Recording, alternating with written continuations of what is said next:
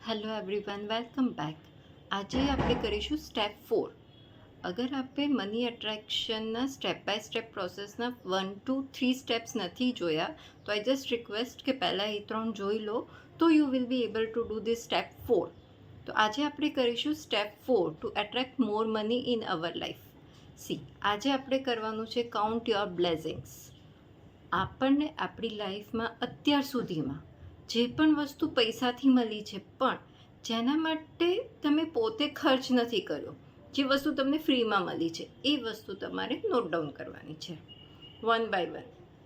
Four example, નાનપણથી અત્યાર સુધીમાં તમારું એજ્યુકેશન, તમારું ક્લોધિંગ, તમારું ફૂડ, મતલબ પેરેન્ટ્સે જે આપણને આપ્યું છે એ સિવાય અગર મોટા થયા પછી તમે કંઈક એઝ અ ગિફ્ટ રિસીવ કરી હોય, કોઈકે તમને કોઈક બોનસ આપ્યું હોય, મતલબ કોઈ પણ રીતે whatever you have received, જેના માટે તમે ખર્ચ નથી કર્યા પણ એ વસ્તુ તમને મળી છે, એ તમામ વસ્તુ તમારે નોટ ડાઉન કરવાની છે.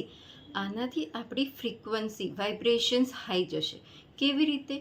અત્યાર સુધી આપણા માઇન્ડમાં એ લેકિંગ હોય છે કે મારી પાસે આ વસ્તુ નથી, હું આ નથી ખરીદી શકતો કે નથી ખરીદી શકતી.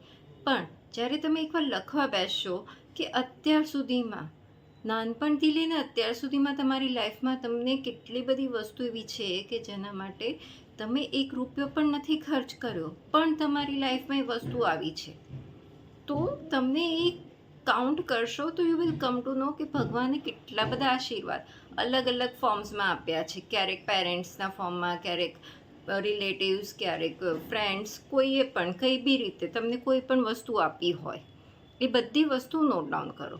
તો આનાથી તમને ખ્યાલ આવશે કે મારી પાસે આટલી બધી વસ્તુઓ છે જે પૈસાથી આવી છે પણ જેના માટે મેં કોઈ પ્રયત્ન નથી કર્યા તો પણ મને બહુ ઇઝીલી મળી ગઈ છે.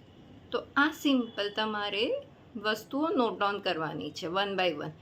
કોઈ લિમિટ નથી, મેક્સિમમ જેટલી લખાય એટલી લખો. એકવારમાં બેસીને બધું યાદ નહીં આવે. પહેલાં લખો 8-10 જે યાદ આવી, પછી દિવસ દરમિયાન જ્યારે પણ જેટલી બી વસ્તુઓ આવે, આજે કાલે, નેક્સ્ટ આપણે સ્ટેપ 5માં જઈએ ત્યાં સુધીમાં જેટલી પણ વસ્તુ યાદ આવે વન બાય વન બધી લખો. Count your blessings. અને તમે સાચેમાં બહુ જ ગ્રેટિટ્યૂડ ફીલ કરશો આ એક્સરસાઇઝ કર્યા પછી કે મારી પાસે મારી લાઈફમાં બહુ જ બધી વસ્તુઓ છે જે ભગવાને મને આવી રીતે જ આશીર્વાદ રૂપમાં આપી છે. તો આ વસ્તુ કરો અને આપના અનુભવો મારી સાથે શેર કરો. ફરી મળીશું સ્ટેપ 5માં. બાય.